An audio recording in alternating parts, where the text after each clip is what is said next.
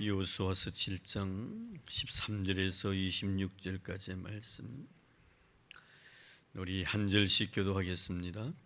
너는 일어나서 백성을 거룩하게 하여 이르기를 너희는 내일을 위하여 스스로 거룩하게 하라. 이스라엘의 하나님 여호와의 말씀에 이스라엘아 너희 가운데 온전히 바친 물건이 있나니 너희가 그 온전히 바친 물건을 너희 가운데에서 제하지까지는 내 원수들 앞에 능히 맞서지 못하리라.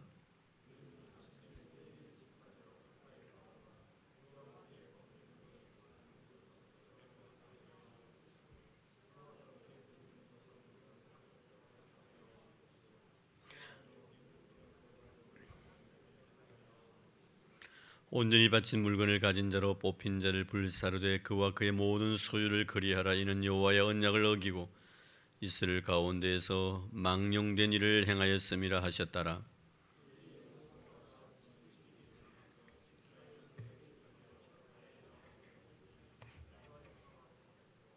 유다 족속을 가까이 나오게 하였더니 세라 족속이 뽑혔고 세라 족속의 각 남자를 가까이 나오게 하였더니 삽디가 뽑혔고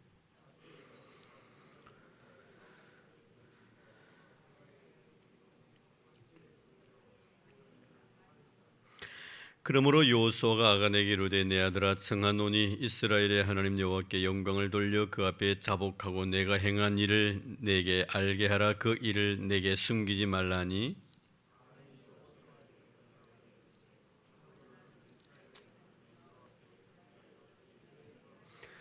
내가 노력한 물건 중에 시날산의 아름다운 외투 한 벌과 은 200세겔과 그 무게가 50세겔 되는 금덩이 하나를 보고 탐내어 가졌나이다. 보소서 이제 그 물건들을 내 장막 가운데 땅 속에 감추었는데 은은 그 밑에 있나이다 하더라.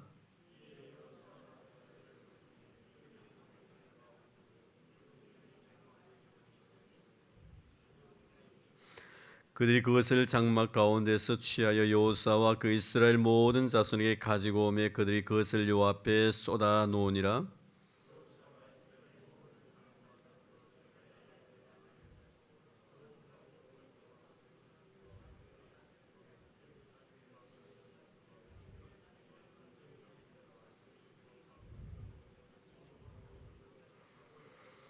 이 15절 26절 같이 봉독합니다.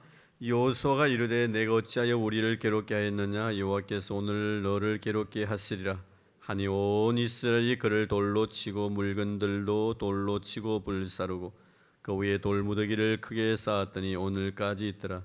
여호와께서 그의 맹렬한 진노를 그치시니 그러므로 그곳 이름을 오늘까지 아골골짜기라 부르더라. 아멘. 지난 시간에 내용 말씀을 조금 더 말씀을 드리고 오늘 연결시켜서 생각을 하려고 합니다. 아이성 공격에서 실패한 원인이 결국에는 아간이라는 한 사람의 범죄 행위 때문이었습니다. 사실 아간이 범죄함으로 인해서 하나님께서 그 길을 차단시키셨다는 사실을 여호수아는 알지 못했고 이렇게 여리고 싸움에서 승리하고 난 뒤에 아이성 공격에서 실패한 그 원인에 대해서 상당히 여호수아는 마음에 낙심한 나머지 무릎을 꿇고 하나님 앞에 항의조로 기도를 했습니다. 하나님 이게 어찌 된 일이냐고, 어떻게 해서 이렇게 아모리 사람들에게 우리에게 이렇게 어려움을 당하도록 많은 사람들이 우리를 조롱하도록 그냥 허용하셨느냐고. 그 이유를 아무것도 몰랐던 이 여호수아에게 하나님께서는 왜 이렇게 온종일 무릎 꿇고 엎드리만 있느냐고, 일어나라고. 너희들이 실패한 이유는 너희들 가운데 범죄한 자가 있기 때문에 그 일로 인해서 나와의 언약을 어겼다. 우리는 언약을 어겼기 때문에 그 일로 인해서 이렇게 싸움에서 실패할 수 없었기 때문에 그 죄의 뿌리를 뽑아내야 된다. 그렇게 하기 전까지는 나는 결단코 너희들과 함께 하지 아니할 것이고 그 죄의 뿌리를 뽑아내고 난 뒤에야 내가 다음 단계에서 너희들과 함께함으로 많은 대적들을 물리칠 수 있는 그런 힘과 능력을 주시겠다고 이렇게 말씀을 하셨습니다. 결국 이 범죄의 씨앗이었던 아간이라는 사람이 제비뽑기를 통해서 뽑히게 되고 그를 위시해서 그의 온 가족과 그가 노력한 모든 물건들도 다 불에 태워지고 그 가족들은 돌에 맞아서 다 죽음을 맞이하는 이런 참 아픈 그런 역사적인 사실을 오늘 우리에게 말씀해 주시면서 또 우리가 신앙생활에 나가면서 알아야 될 많은 영적 교훈들을 이곳에 우리에게 말씀해 주고 있습니다. 먼저 보면은 하나님께서는 이렇게 죄인을 찾아내기 전에 여호수아에게 이스라엘 백성들이 해야 될 일 무엇인가를 먼저 말씀해 주고 있죠. 우리가 어떤 죄의 문제를 해결하기 전에 우리가 먼저 해야 될 일이 무엇인가 하는 문제입니다. 먼저 13절 말씀 보겠습니다. 13절에 보니 너는 일어나서 백성을 거룩하게 하여 이르기를 너희는 내 일을 위하여 스스로 거룩하게 하라. 이스라엘 하나님 여호와의 말씀에 이스라엘 너희 가운데 온전히 바친 물건이 있나니 내가 그 온전히 바친 물건을 너희 가운데에서 제하기까지는 내 원수들 앞에 능히 맞서지 못하리라. 이렇게 정말 범죄한 사람을 갖다가 이렇게 발본 세곤해내기 이전에 너희들이 먼저 해야 될 일은 하나님 앞에서의 거룩함이다. 물론 개역 성경에는 성결함이다라고 이렇게 말씀하고 개정 개혁에는 이렇게 거룩함으로 이렇게 번역을 해 놓았습니다만 거룩함이라는 것입니다. 사실 이 거룩함이 왜 이라도 중요하냐면 하나님은 레위기서를 통해서 우리에게 주신 메시지가 뭐면 내가 거룩하니 너희도 거룩하라는 그 말씀입니다. 하나님은 거룩하신 분이시기 때문에 하나님 면전에서 그분의 얼굴을 뵙고 그분의 도우심을 구하고 그분과 함께 동행하기 위해서는 우리의 마음에 죄를 가지고는 결코 그렇게 할 수가 없다는 것이지요. 그래서 내 마음에 있는 죄의 문제를 해결하고 깨끗하고 거룩한 상태에서 거룩한 하나님과 동행할 수가 있을 것이며 그분의 능력과 그분의 힘을 의지할 수 있을 것이라고 주님께서 이렇게 말씀하신 것입니다. 그리고 이 거룩함이란 것은 우리가 신약시대에 보면 사도 바울은 디모데전서 4장 5절 말씀을 통해서 말씀과 기도로 거룩하신다라고 말씀하고 있습니다. 항상 말씀과 기도입니다. 우리 성도들이 꼭 놓쳐서는 아니 될 것이 바로 이 두 가지 항상 병행되어져 가야 된다는 것입니다. 너무 말씀만 강조해서도 안 되고요, 또 기도만 강조해서도 안 됩니다. 너무 기도 없이 말씀만 이렇게 너무 강조하다 보면 사람이 몸이 건조해 버립니다. 항상 뼈대만 살아있고 살이 붙어지지 않는 그런 골몰의 모습들이죠. 여러분, 우리는 항상 그래서 또 보면은 말씀은 없는데 기도 생활만 너무 열심히 하는 사람들이 있습니다. 이런 사람이 대체 여러분 이렇게 신비주의적인 그런 경향으로 빠져들게 되는 것입니다. 그래 너무 기도 생활, 기도 영적인 일에 암담쓰고 정말 그냥 도시락 하나 싸들고 기도원에 항상 가서 기도하고 내려온다는 그런 사람들, 이런 사람들 우리가 자세히 보면요, 말씀의 뿌리가 없기 때문에 자칫 잘못 그 신비주의에 빠져가지고 사단의 정말 놀이개감이 되는 꼭두각시 노릇하는 그런 경우들을 많이 보게 됩니다. 그래서 우리에게는 항상 말씀과 기도가 항상 병행해 나가야 됩니다. 생활 속의 말씀을 읽고 그 말씀을 나의 삶 속에 적용을 시키고 또 내 자신의 삶 속에 그 말씀을 적용시키면 하나님의 놀라운 능력들을 경험하게 되는 것이죠. 그래서 하나님의 나라는 말에 있는 것이 아니고 능력이 있다고 하신 말씀은요, 능력이 나타나는 그곳에 하나님 나라가 있다는 의미인데 우리는 결국 하나님의 놀라운 능력이 나타나는 것은 말씀에 대한 순종의 그 현장입니다. 우리가 보면요, 항상 주님께 우리에게 주신 메시지를 보면요, 공식이 있습니다. 먼저 말씀이 선포되어졌고 그 말씀에 순종하는 자세가 이루어졌을 때 그게 놀라운 능력들이 나타난다는 것. 그래서 예수님께서 먼저 말씀을 선포하시죠. 그리고 그 말씀의 선포 앞에 철저하게 순종을 합니다. 순종하면 하나님의 놀라운 능력이 나타나죠. 그래서 능력이 나타나는 그곳에 바로 하나님의 나라가 임하는 것입니다. 그래서 하나님의 나라는 말에 있는 것이 아니라 능력이 있다는 것은 그 말씀 자체에 순종하는 그곳에 하나님의 능력이 나타나고 그 능력 나타나는 그곳에 하나님의 나라가 이루어진다는 것. 그래서 우리 신앙인들이 신앙생활에 나가면서 가장 필요한 것은 바로 말씀의 뿌리를 그 속에 받고 그리고 우리가 기도를 통하여 우리의 영혼을 아름답고 윤택하게 만들어가는 이런 작업들입니다. 그래서 항상 말씀과 기도는 정말 뗄래야 뗄 수 없는 그런 불가분의 관계를 가지고 있기 때문에 자전거의 두 바퀴와 똑같다는 것을 잊지 마시기 바랍니다. 그래서 항상 말씀과 기도가 병행이 나갈 때 우리는 거룩함을 이루어 나갈 수가 있고 이렇게 거룩해야만이 하나님 앞에서 아름다운 삶을 우리가 살아갈 수 있도록 은혜를 베풀어 주시는 것입니다. 그래서 우리가 교회에 나와서 기도할 때마다 왜 내가 제일 먼저 하나님 앞에 내 죄의 문제를 언급해야 됩니까? 내 마음속에 죄를 품고는 주께서 듣지 아니하시라고 말씀하셨기 때문에 그런 겁니다. 내 마음속에 죄가 있으면요, 하나님께 듣지 아니하십니다. 우리 예배도 받아주시지 않습니다. 그래서 우리가 항상 주님 앞에 나와서 거룩한 제물로서 드려지기 이전에 그 제물에 흠이 있는가 없는가를 먼저 살핍니다. 이런 구약시대 때 보면요, 내 대신에 제물이 죽어지는데 소가 양이든지 비둘기든지 죽어지는데 소나 양이나 비둘기에 흠이 있어서는 안 됩니다. 철저하게 제사장이 그것을 검사를 하고 흠이 없을 때 그것을 하나님 앞에 제물로 드리는 것입니다. 내가 내 자신을 하나님 앞에 드리기 전에 먼저 해야 될 작업이 바로 그겁니다. 나에게 흠이 없는가, 나에게 허물이 없는가 이것을 살펴보는 것. 이것이 뭡니까? 바로 내가 하나님 앞에 나와서 내 죄를 회개하는 고백의 시간인 것입니다. 내 마음에 죄를 품고는 주께서 듣지 아니하시리라. 오늘도 여러분의 예배가 하나님 앞에 상달되기 위해서는 하나님 앞에 나와서 내 마음에 있는 죄성을 먼저 하나님 앞에 고백하고, 내가 죄 용서함 받은 믿음 확신이 있을 때 하나님은 내 예배를, 내가 드린 이 예배를 기뻐 함양해 주신다는 것을 꼭 기억하시길 바랍니다. 그래서 하나님께서는 먼저 아간의 이 죄 문제를 언급하시기 전에 이스라엘 백성들로 하여금 성결케 하라, 거룩하게 하라고 말씀을 하고 있는 것입니다. 결국에는 여러분 오늘 말씀해 본 이 거룩함을 통해서 하나님은 그들과 함께 만나주시고 그리고 함께 하시겠다는 약속까지 하십니다. 임마누엘의 놀란 축복, 이런 놀란 축복은 바로 내가 거룩한 삶을 살아갈 때 하나님은 나와 함께 해주신다는 것. 하나님 나와 함께 해주십시오. 임마누엘 되주십시오. 세상 끝날까지 항상 내 곁에서 떠나지 말아 주십시오. 우리 이렇게 이야기하지 않더라도 내 자신의 삶이 성결한 삶을 살아가기만 하면요, 항상 주님은 나를 떠나지 아니하시고 내 곁에 계신다는 것을 잊지 마시길 바랍니다. 오늘 주신 말씀이 바로 그것입니다. 우리가 거룩하면 하나님께서 우리를 떠나지 아니하시고 너희 대적 앞에서 내가 너희들 승리할 수 있도록 도와주시겠다는 약속의 말씀입니다. 그래서 우리 성도의 힘이란 것은 세상적인 어떤 것이 기준이 되어 있지 않습니다. 물질이 많다고 해서 그 힘 있는 자가 아닙니다. 세상 권력을 가지고 있다고 해서 힘 있는 사람이 아닙니다. 우리 크리스찬의 힘이란 것은 바로 하나님 앞에서 경건함입니다. 거룩함입니다. 이런 거룩한 삶을 살아갈 때 그 자는 정말 하나님 앞에 힘 있는 사람이 될 수가 있다는 것입니다. 자, 그러고 난 뒤에 이제는 대적을 무너뜨리겠다는 그런 약속의 말씀을 주시고 난 뒤에 15절 말씀 볼까요? 자, 온전히 바친 물건을 가진 자로 뽑힌 자를 불사르되 그와 그의 모든 소유를 그리하라. 이는 여호와의 언약을 어기고 이스라엘 가운데서 망령된 일을 행하였습니다. 이 아간이라는 사람이요, 시날산 외투 한 벌과 은과 금을 갖다가 이렇게 탐을 내서 그것을 자기 장막에 땅을 파고 숨겨두는데요, 자, 이 행위에 대해서 하나님은 언약을 어겼다라고 이렇게 오늘 강조하고 있는 것을 보게 됩니다. 자, 15절 다시 보겠습니다. 온전히 바친 물건을 가진 자로 뽑힌 자를 불사르되 그와 그의 모든 소유를 그리하라. 이는 여호와의 언약을 어기고, 여호와의 언약을 어기고. 하나님께서는 여호와의 하나님과의 맺었던 그 아름다운 언약을 굉장히 중시 여기시는 분이십니다. 그래서 심지어 시편에 보면은 하나님 앞에 약속을 갖다 소홀히 하지 않고 그것이 나에게 해로울지라도 그것을 지키는 자, 소원이란 뭡니까? 하나님의 약속입니다.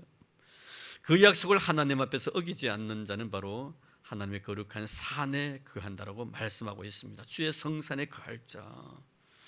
얼마만큼 하나님께서는 하나님과 우리 자신과의 관계 속에 맺었던 이 언약 약속 자체를 중시 여기시는 분이신가? 하나님은 그 약속 자체를 중시 여기시는 분이시기 때문에 그런 것이. 그래서 약속을 중시 여기는 이런 것에서 우리는 신실하신 하나님이라고 말씀하고 있습니다. 참 하나님은 신실하십니다. 나와 맺었던 약속은 한 번도 어긴 적이 없습니다. 꼭 이루어주시는 하나님이십니다. 그렇기 때문에 하나님께서도 이스라엘 백성들 이 약속을 지켜주기를 원하고 있는 것입니다. 이미 하나님은 이스라엘 백성들과 아름다운 약속을 맺으신 곳이 바로 출애굽기 19장에 나타나는 시내산 언약입니다. 이런 출애굽기 19장에 보면요, 모세를 통하여 하나님과 하나님 백성과의 아름다운 언약의 관계를 갖게 되는데요, 여러분 나중에 이 베드로가 이 말씀을 인용을 하기도 합니다만 거기에 보면은 출애굽기 19장 5절에서 6절까지 말씀 바로 시내산 언약입니다. 여기에 보면 이렇게 말씀합니다. 세계가 다 내게 속하였나니 너희가 내 말을 잘 듣고 내 언약을 지키면 너희는 모든 민족 중에서 내 소유가 되겠고 너희가 내게 대하여 제사장 나라가 되며 거룩한 백성이 되리라. 여기서 보면 세 가지가 나옵니다. 거기에 보면 내 소유가 될 것이며 제사장 나라가 될 것이며 나의 거룩한 백성이 될 것이다. 어떻게 할 때? 나와 맺은 아름다운 약속을 너희들이 지켜 행하면. 이 말씀을 나중에 모세가 이스라엘 백성들에게 선포를 합니다. 선포를 했더니 19장 8절 말씀에 보면, 출애굽기에 보면 백성이 일제히 응답하여 이르되 여호와께서 명령하신 대로 우리가 다 행하리라. 우리가 다 행하겠다고 약속을 합니다. 하나님께서 너희들이 내가 명한 이 약속의 말씀을 지켜 행하면 너희들은 내 소유가 될 것이며 제사장 나라가 될 것이며 나의 거룩한 백성이 될 것이다. 참 놀라운 축복입니다. 이 엄청난 축복, 하나님께로부터 부여받은 이 엄청난 축복을 갖다 그들이 들었을 때 우리가 다 지켜 행하겠다라고 그들은 하나님 앞에서 서약을 합니다. 이것이 바로 여러분 하나님과 이스라엘 백성들과의 사이 속에 이루어진 시내산 언약입니다. 왜 하나님께 이렇게 정말 하나님과 이스라엘 백성들과의 맺은 이 언약 자체를 얼마나 중요시 여긴가 하는 것을 갖다가 우리는 아간의 이 범죄 사건을 통해서 우리가 다시 한번 깨닫게 됩니다. 이런 함부로 우리가 약속해서도 안 되고요, 꼭 약속한 것은 하나님 앞에 지킬 줄 아는 자가 되어야 됩니다. 우리가 그래서 소원 같은 것도 함부로 해서는 아니 되지만, 만약에 소원한 것이 있다면 내 자신에게 해로울지라도 그것을 꼭 갚아야 된다는 것을 성령 우리에게 누누이 강조해 주고 있습니다. 하나님은 그만큼 하나님과 하나님 백성 사이의 언약을 소중히 여기기 때문에 하나님께서 여리고성 침공해서 침략했을 때 그 여리고성에 있는 많은 물건들 절대로 자기 소유로 삼지 말라고 했습니다. 하나님 앞에 바치라고 했습니다. 하나님 앞에 바치라는 것은 내 자신의 것이 아니란 것입니다. 절대로 그것에 손을 대서는 안 됩니다. 노타치입니다. 대면 안 됩니다. 그러면 이 아간이 그것에 손을 대었다는 것은 다른 자신의 물론 욕심에 의해서 이루어진 사건이지만 하나님과의 언약을 그만큼 경시 여겼다는 거예요. 여러분, 하나님과 약속을 경시 여겼다는 것은 하나님을 그만큼 경시 여겼다는 의미로 하나님께서는 간주하기 때문에 그렇습니다. 하나님 당신 자신을 대신해서 우리에게 뭘 주셨습니까? 말씀을 주셨습니다. 우리가 말씀을 중시 여기는 자를 하나님은 하나님 당신 자신을 중시 여기는 자로 간주합니다. 그렇기 때문에 하나님의 말씀을 갖다 어긴 것은 하나님 당신 자신을 경시 여기기 때문에, 무시했기 때문에 이렇게 했다라고 하나님을 간주하고 있는 것입니다. 여러분, 잊지 마시길 바랍니다. 우리 하나님께서 나에게 주신 귀한 약속의 말씀을 중시 여기고, 만약에 그것을 내게 어겼을 때 눈물 흘리면서 잘못을 인정할 때 하나님은 그런 사람을 사랑해 주십니다. 내가 하나님의 말씀을 어겼을 때 내 자신의 잘못을 인정하고 하나님의 회개에 눈물 흘린다는 것은 하나님을 그만큼 중요시 여기고 있다는 증거이지요. 참으로 크신 하나님이심을 내가 인정하고 있다는 증거이기 때문에 주님께서 뭐라고 말씀하십니까? 나를 인정하는 자를 내가 인정해 주겠다고 말씀합니다. 나를 알아주는 자를 내가 알아주고 나를 사랑해 주는 자를 내가 사랑하겠다고 주님 말씀하신 적이 있습니다. 오늘 여러분, 하나님의 약속의 말씀, 언약 자체를 아간이 이렇게 경하게 여겼다는 것은 하나님 당신 자신의 존재 자체를 경시 여겼다는 것, 무시했다는 것입니다. 그만큼 하나님 자존심 상하는 일이 없지요. 우리가 자식들에게 내가 아버지됨에 대해서 무시당할 때 얼마나 자존감 상합니까? 엄청나게 마음의 상처, 고통이 큽니다. 자식이 엄마를, 아빠를 부모로 인정해 줄 때 내 마음에 기쁨이 있지만, 자녀에 의해서 부모로서 인정받지 못하는 부모가 있다면 살아갈 그런 마음의 가치를 느끼지 못합니다. 그래서 자식들에게 인정받지 못하는 부모는 어느 누구에게도 인정받을 수가 없고, 그것으로 인해서 아버지 어머니의 마음은 너무나 상처를 받는 것이고, 심지어 우리 하나님도 마찬가지입니다. 하나님 당신 자신, 특별히 누구에게? 하나님의 백성들에게, 믿지 않는 자들이 아니라 하나님 백성들에게 하나님은 인정받기를 원하고 계신다는 것을 꼭 기억하기를 바랍니다. 오늘 아간이 이렇게 하나님의 언약을 어겼다는 것은 하나님을 경시한, 그런 하나님을 경홀히 여겼던 그런 자세였기 때문에 하나님은 그것을 그만큼 중요시 여겼다는 것. 나는 그것을 경하게 여길는지는 모르지만 하나님은 그것을 굉장히 중시 여긴다는 것을 알아야 합니다. 내가 말씀을 어기는 것을 쉽게 생각하는지 모르지만 쉽게 생각한 내 자신에 대해서 하나님은 굉장히 중요시하고 있다는 것을 우리는 잊어버려서는 안 됩니다. 결국 여러분, 여기서 우리가 느끼는 것은 뭡니까? 하나님께서 원하지 아니하는 것, 하나님께 원하지 않는 사람을 만난다든지 아니면 하나님께서 원하지 않는 곳에 우리가 간다든지 이런 것은 철저하게 하나님과 약속을 어긴 행위라는 것을 우리에게 말씀해 주는 내용입니다. 우리가 가끔 만나서는 아니 될 사람들을 만나는 것에서 그것이 무슨 큰 잘못이냐고 이렇게 이야기하는 사람도 있습니다. 심지어 10년, 20년 동안 정을 나누었던 사람이지만 이제는 그런 사람을 만나면 안 됩니다라고 제가 이야기했을 때 어떤 사람은 저에게 질문을 했습니다. 어떻게 안 만날 수가 있느냐라고. 정을 쌓았던 사람인데 어떻게 안 만날 수가 있느냐라고. 이런 중요한 것은 뭡니까? 신앙의 세계라는 것은 구원의 문제는 절대로 정의 문제가 아닙니다. 여러분, 정의 문제를 먼저 우리가 염두에 두면 천번 만번이라도 만나야 됩니다. 그러나 말씀의 요구예요. 말씀의 요구예요. 왜 그들을 만나서는 아니 될 것인가 하는 것은 바로 말씀이 나를 그렇게 요구하고 있기 때문에 그런 것입니다. 인간의 정보다 앞선 것이 하나님의 말씀의 요구입니다. 그렇기 때문에 힘들고 어려웠지만은도 우리가 말씀대로 살아가기 위해서는 내가 말씀을 중시 여긴다는 것은 바로 하나님을 중시 여기는 행위가 되기 때문에 그렇습니다. 잊지 마시길 바랍니다. 혹시 여러분들 가운데 서운하게 생각할 수 있을 분도 없잖아요. 계시의 생각이 두어집니다만 하나님의 말씀의 요구이기 때문에 만약에 우리가 하나님의 말씀의 요구 자체를 거절한다면 그것은 바로 하나님을 거절한 행위가 되기 때문에 그런 것입니다. 그만큼 하나님의 말씀을 중시 여기는 것은 하나님을 중하게 여기기 때문에 하나님은 그런 사람을 사랑하고 그런 사람을 좋아하고 축복해 주신다는 것을 잊지 마시길 바랍니다. 자, 결국 이 사건으로 해서 14절을 볼까요? 하나님께서 이제 아간을 이제는 정말 뽑아내기 위해서 너희는 아침에 너희의 지파대로 가까이 나오게 하라. 여호와께 뽑히는 그 지파는 그 족속대로 가까이 나올 것이요, 여호와께 뽑히는 족속은 그 가족대로 가까이 나올 것이요, 여호와께 뽑히는 그 가족 그 남자들이 가까이 나올 것이며, 결국에는 뭡니까? 아간이 뽑힙니다. 자, 거기 보면은 18절 볼까요? 삽디의 가족 각 남자를 가까이 나오게 했더니 유다 지파 세레의 정손이요 삽디의 손자요 갈미의 아들인 아간이 뽑혔더라. 왜 여러분 여호수아에게 바로 하나님께서 다이렉트로 바로 아간이 죄를 범했다, 그가 잘못했다 이렇게 말씀하지 아니하시고 제비를 뽑게 만듭니까? 이것도 모든 이스라엘 백성 공동체 전체가 보는 가운데서, 그것은 이 이스라엘 백성들 공동체 전체가 이것을 봄으로 인해서 나도 이렇게 될 수 있다는 사실을 그들에게 가르쳐 주기 위함입니다. 물론 누구든지 그렇지 않습니까? 욕심이 없는 사람이 어디 있습니까? 여러분, 그 금덩어리를 봤는데, 은덩어리를 봤는데, 그 값비싼 외투를 봤는데 입고 싶지 않은 생각이 어디 있으며 그것을 내 소유로 만들고 싶은 그런 생각을 가지지 않는 그런 사람이 어디 있겠습니까? 그런 유혹들을 한두 번 봤습니다. 아마 여러분 아간이 뽑혔을 때 이스라엘 공동체 속에 많은 사람들이 나도 저런 마음을 가졌는데라고 생각했을는지도 모릅니다. 하나님께서 바로 여호수아에게 아간이라는 사람을 지시하지 아니하시고 제비 뽑기함으로 인해서 이스라엘 공동체 전체가 이렇게 될 수 있다는 사실을 갖다가 암시하기 위해서 하나님이 이렇게 하신 것입니다. 사도 바울도 우리에게 그렇게 가르치고 있죠.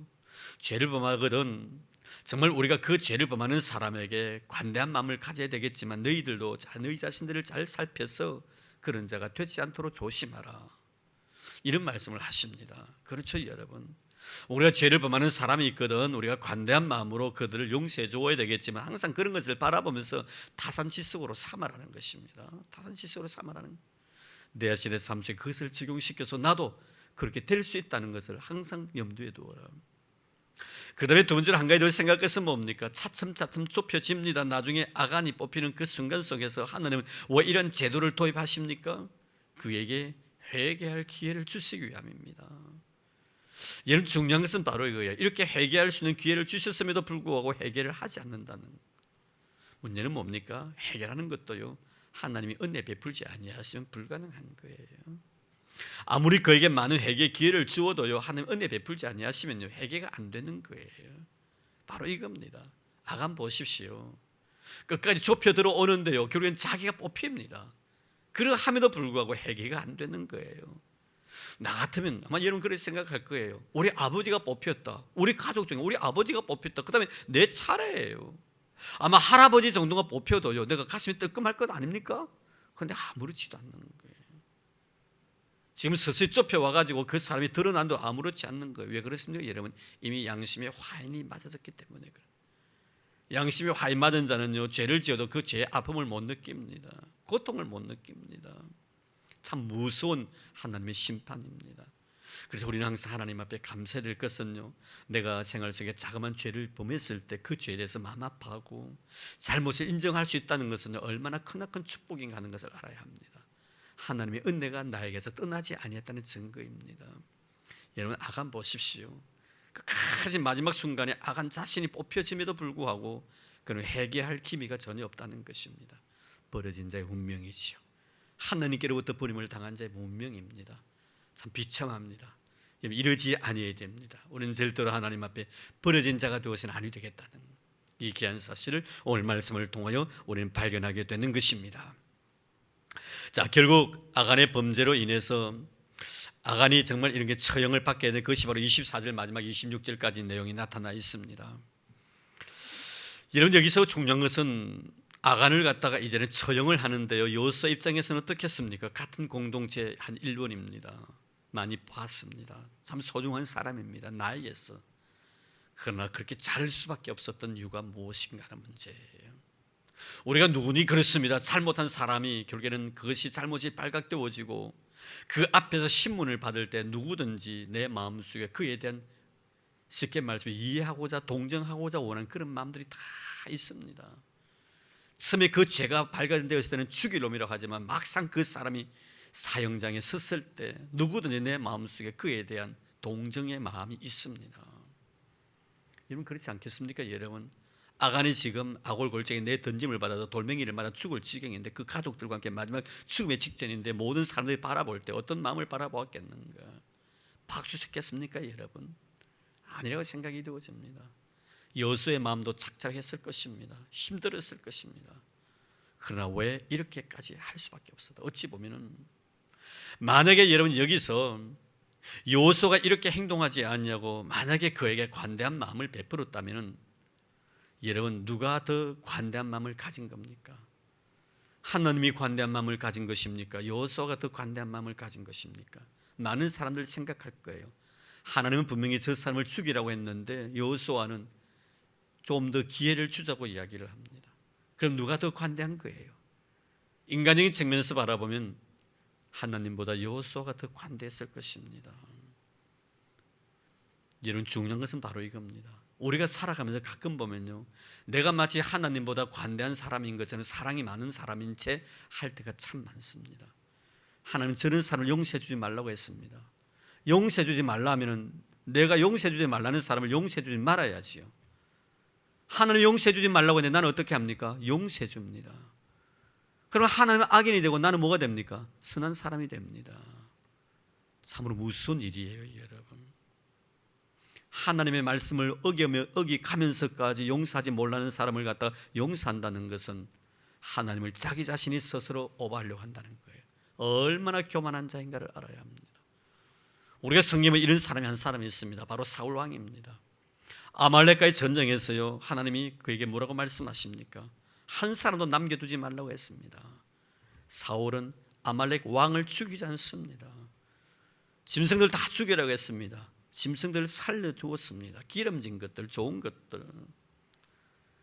이런 그럼 누가 악인이고 누가 선한 자입니까?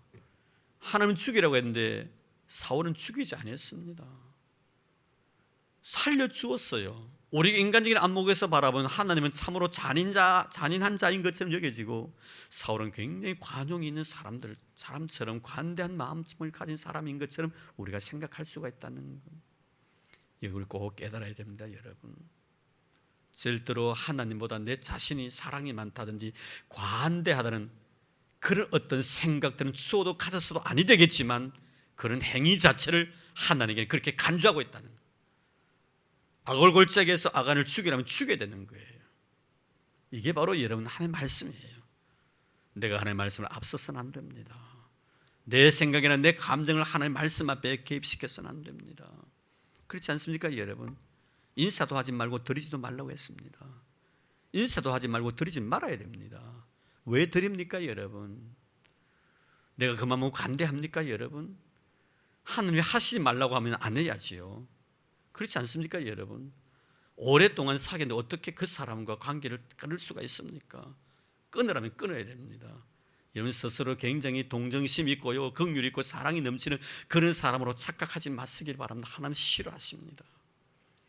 왜 여호수아가 아간을 갖다가 골짜기에 집어넣어서 돌멩이를 던져서 그 가족들을 다 죽이게 했는가? 꼭 기억하시길 바랍니다. 우리는 절대로 하나님보다 사랑이 많지 않습니다. 그분의 마음보다 넓지 않습니다. 그분보다 더 관대하지 않습니다. 여러분 잊지 마시기 바랍니다. 체하지 마시기를 바랍니다. 대단히 그 사람을 위해 주는 체하지 마시기를 바랍니다. 항상 우리는 하나님의 말씀 앞에서 내 자신을 다시 한번 되돌아보면서 오늘 주신 귀한 말씀을 다시 한번 여러분의 가슴 속에 꼭 간직하는 여러분 되기를 바랍니다. 결국 아골골짜기 소망이 없는 곳을 말합니다.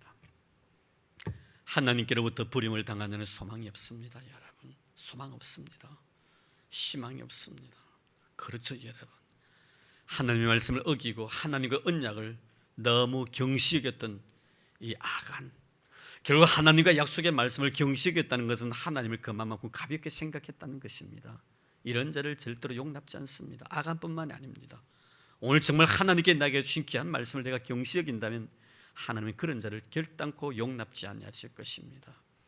예수 그리스도 외에는 구원이 없다면 구원이 없는 것으로 알아야 됩니다.